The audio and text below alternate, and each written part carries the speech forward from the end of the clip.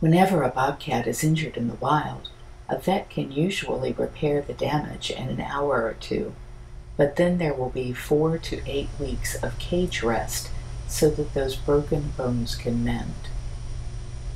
In order to give them the injections for pain and to clean their cage and change their water, we have a dual cage system set up in our cat hospital to manage this work. Wild bobcats don't want to be anywhere near people, so we cover the cage that we want them to go into with a big blanket. Then we open the door and let them see that there's a nice clean side over there that's all cozy and dark.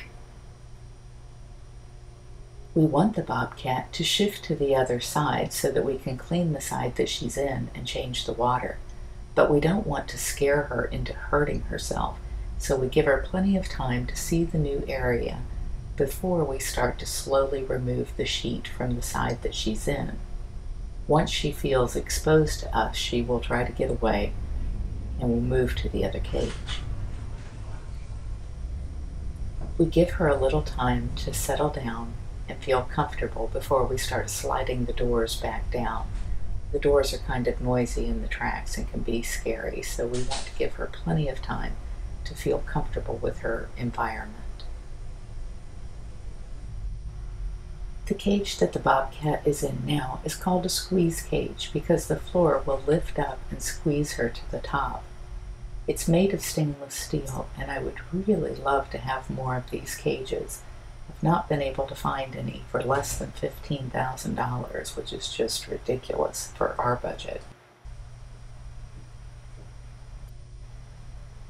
There are long vertical bars along the top of this cage that make it easier for us to get a hold of the cat for injections or giving fluids, but she can also reach out through the top. So what we're doing is piling the blanket up on top so that she can't reach out, and also so that she's not as afraid as we are pulling her up to the top.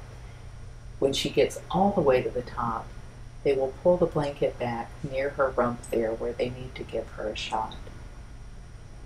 This bobcat is drinking just fine on her own, but if she were in need of fluids, we could also give her fluids under the skin while she was in that squeezed position.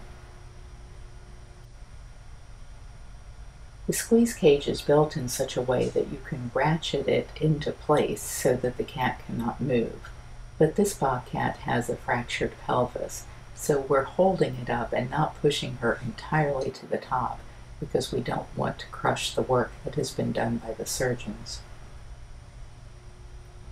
This is very stressful for the bobcat, as you can see from the defecation in the cage, so it's a good idea to do your squeezing before you clean the cage.